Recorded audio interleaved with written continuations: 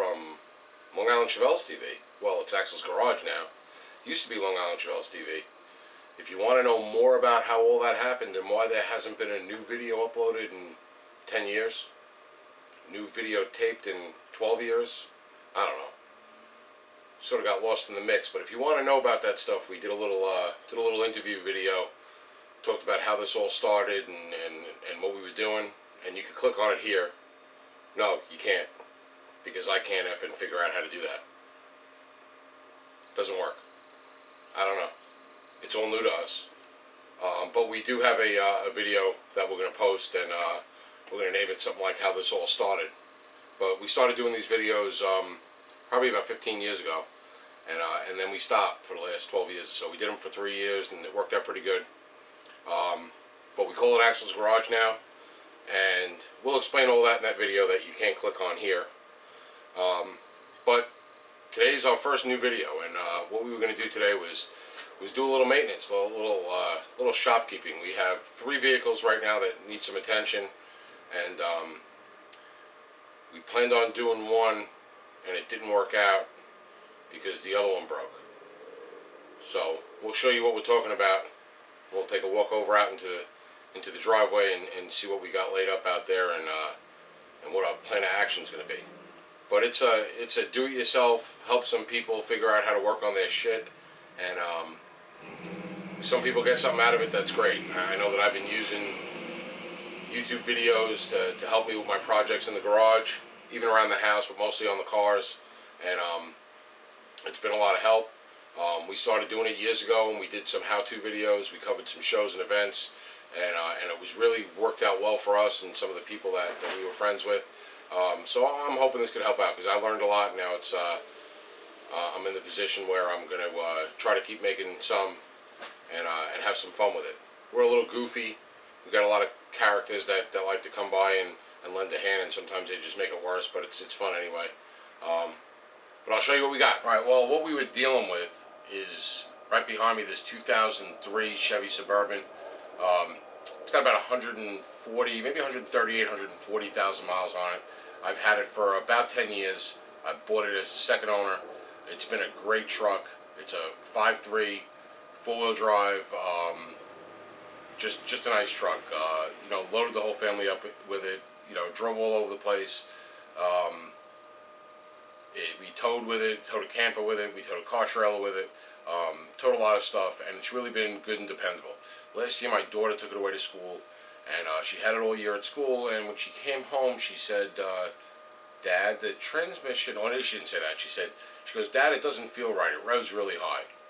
So I got in and went for a ride, and lo and behold, it was that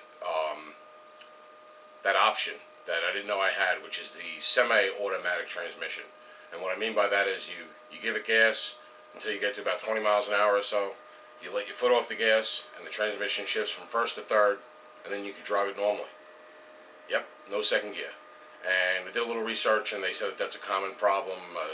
Some kind of drum or something leaks, and second gear goes, and then shortly after that reverse goes. So it's been a few months driving around with no second gear. We've been using it sporadically. It runs fine once you get into third gear, so you just gotta give it gas, get off the gas, let it shift up from skip second gear, goes into third gear, and as long as you don't downshift from third to second, because there is no second, so it downshifts from third to first, and then it hits the red line.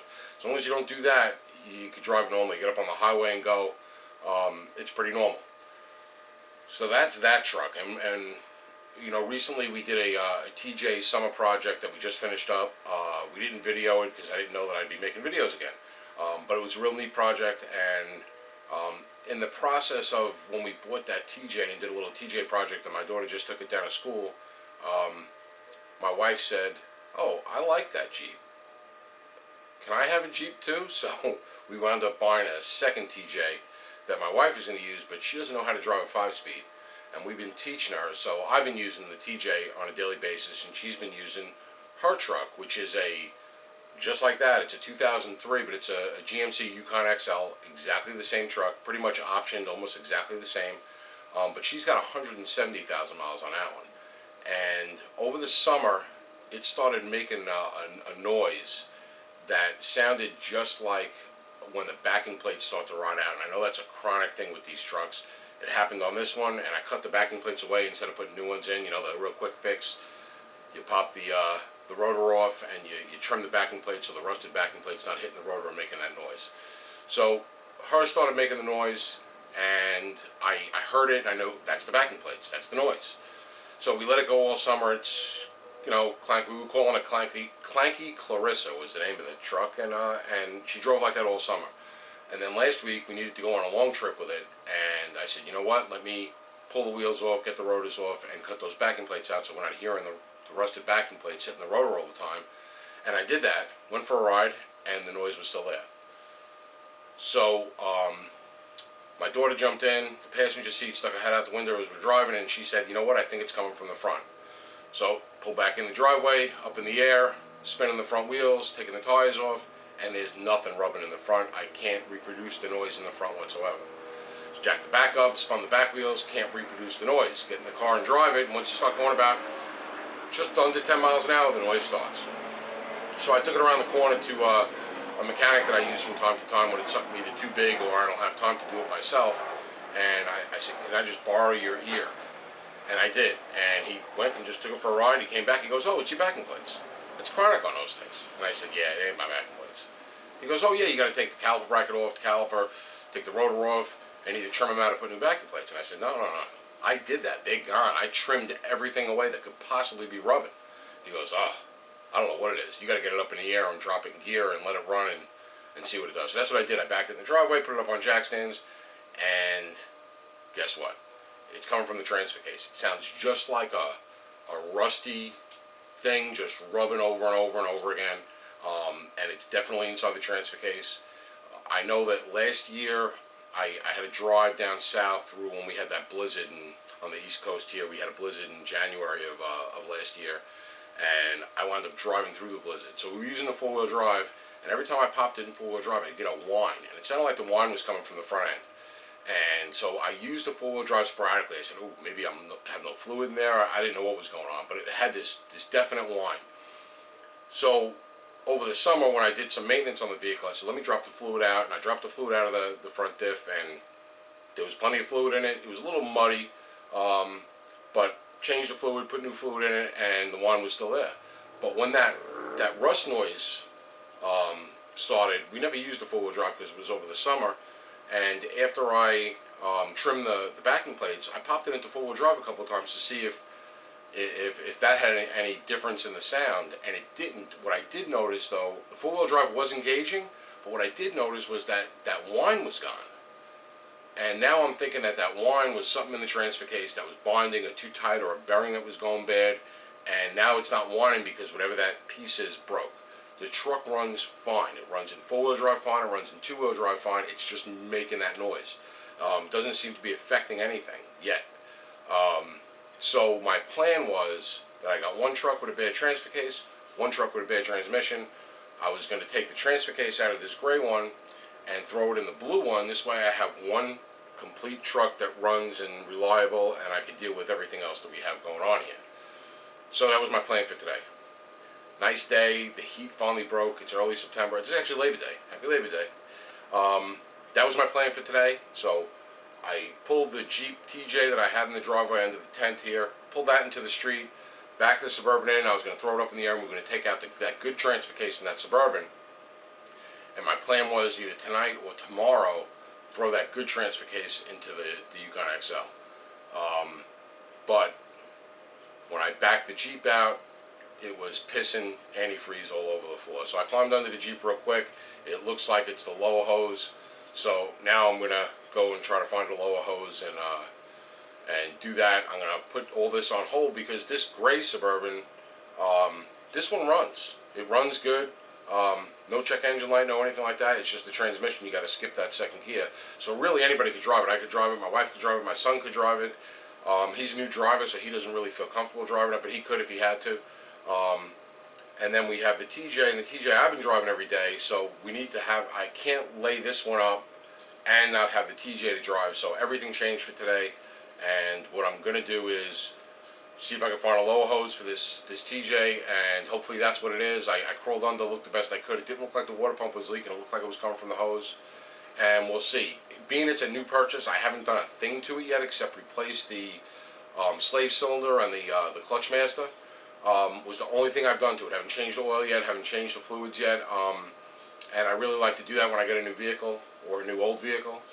So my plan was to throw hoses on it anyway. I went online and checked AutoZone and Advance Auto and all those goofballs, and it seems like there's an Advance not far from my house that has the lower hose but doesn't have the upper hose, and the Advance Auto on the other direction has the upper hose but not the lower hose. So I think I'm just going to change. I'm going to dump all the fluid out and just change it with water. Maybe I'll put a thing of flush in and clean out all the old crap. I don't know what color fluid is in there. I couldn't tell from what was leaking in the driveway and in the street. So I don't know if it's the red stuff, the pink stuff, the orange stuff. I personally, it's a 98. I want to put the green stuff in it. I don't think I need all that other crap.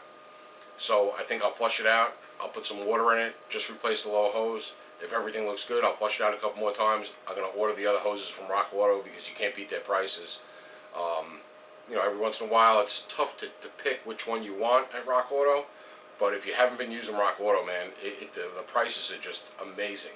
And it comes to your house pretty quick, especially if you watch what warehouses each part's coming from and try to get them all from the same warehouse. They usually come pretty quick, and the prices are great. The shipping is very reasonable, and I've really had a lot of success with them.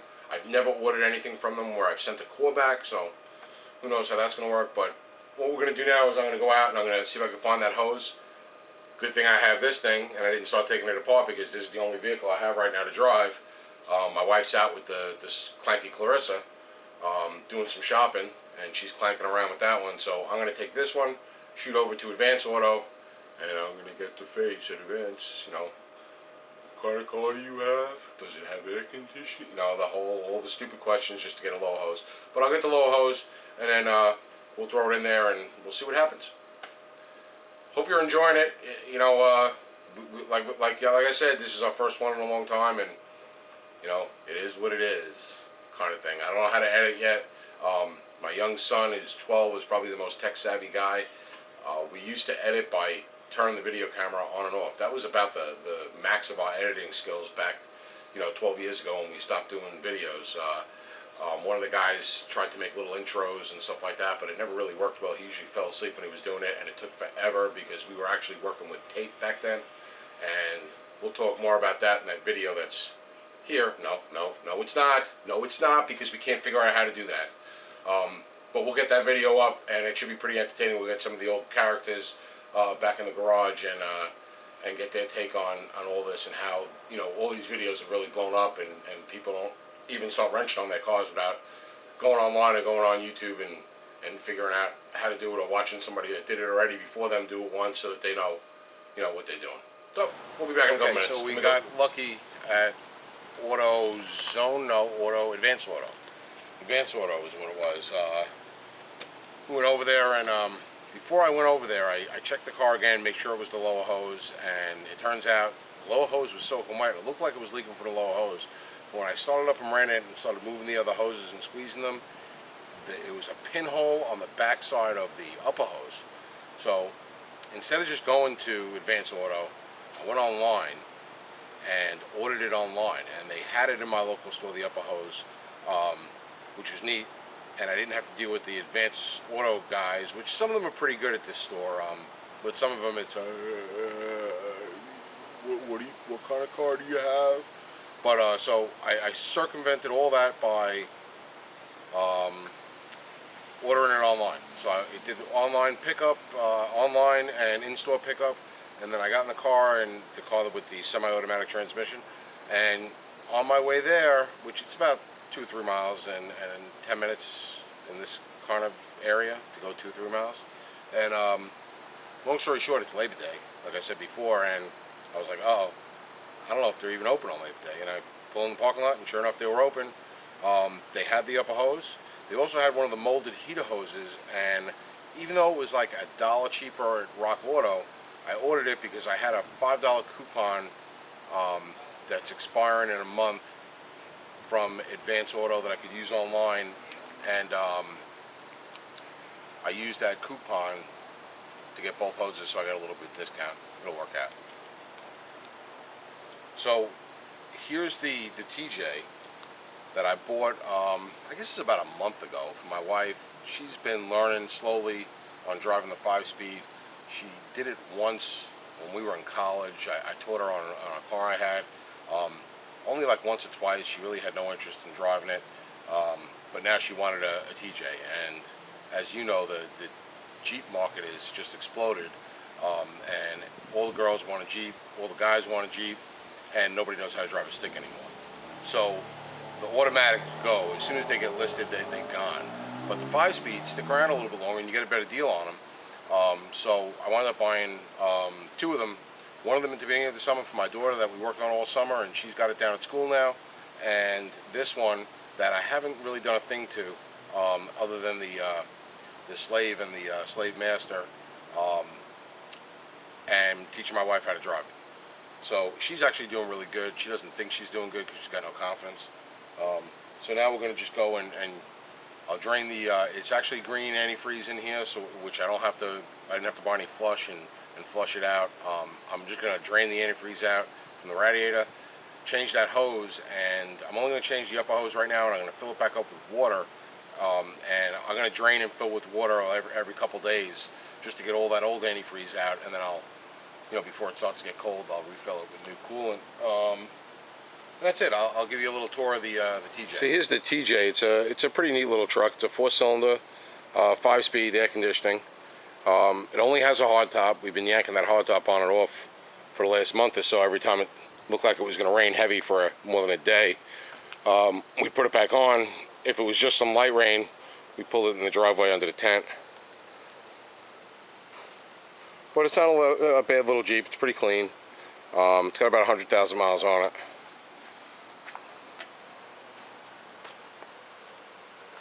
It's got a little something going on in the suspension. I guess when they put these bigger tires on it, it was rubbing. They put some spring spacers in, but they kind of did the hack spring spacers. They didn't even do it nice, and there's more spacers on one side than the other. So I think I'm just going to buy a set of springs for it. A small set of lift springs and shocks, and just be done with it and get it up in the air just a little bit more. I did, however, pirate a couple parts off of this thing to throw on my daughter's Jeep so she can get off and go down to school. So there are a couple things that we do have to replace that we stripped off of this one. But it's a running and driving car.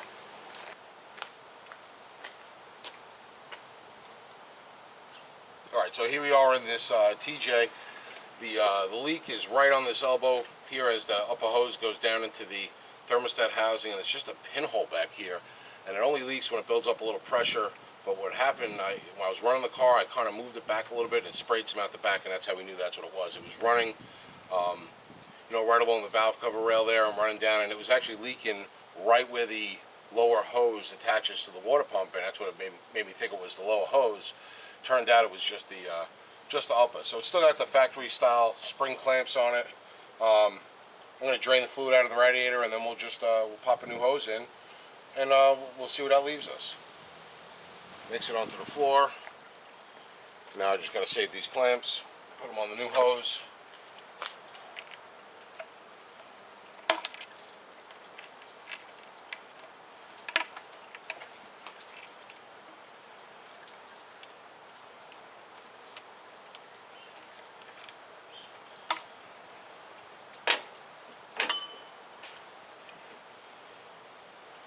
If you can see the hole in there.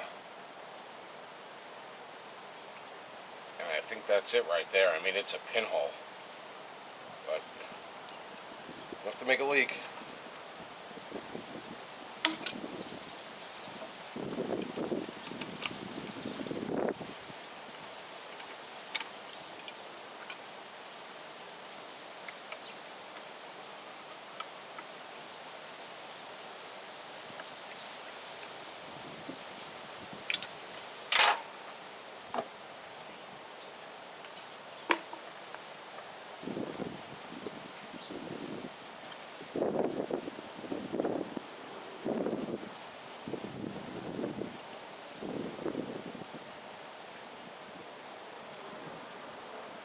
Wipe off the excess a little bit, this whole engine compartment's kind of grimy. I guess after I pop this hose in and refill it with fresh coolant, or I'm actually only going to put water in it now. I think I'll just dunk it down quick. This way I'm not getting this dirty next time I start wrenching on.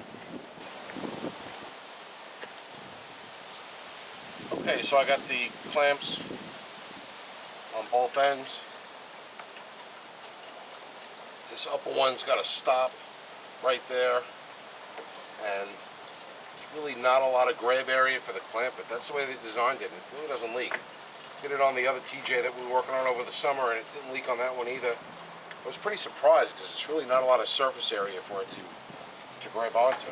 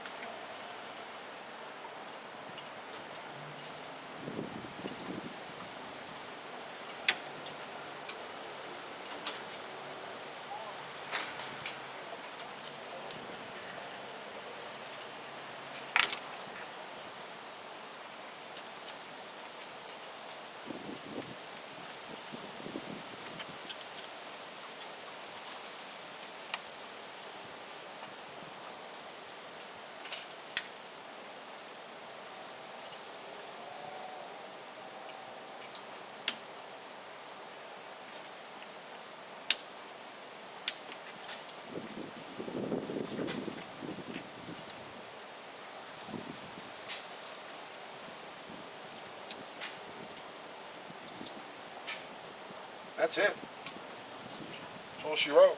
Once the coolant finishes draining out, fill it back up, start it up, check for leaks, and we're all good. Alright, so the hose is on, fill back up with water, and I'm just going to dunk everything down because it is a filthy mess in here. I don't know whether it's the detailing stuff they used at the used car dealer where I bought it, where they spray all that, sort of like an Armor All crap all over everything, or it's just oil that's sprayed all over everything or something, I don't know. It's like an oily residue all over everything. So I'm going to soak it down really good with a thing of gunk. Hopefully I don't screw up any sensors or anything.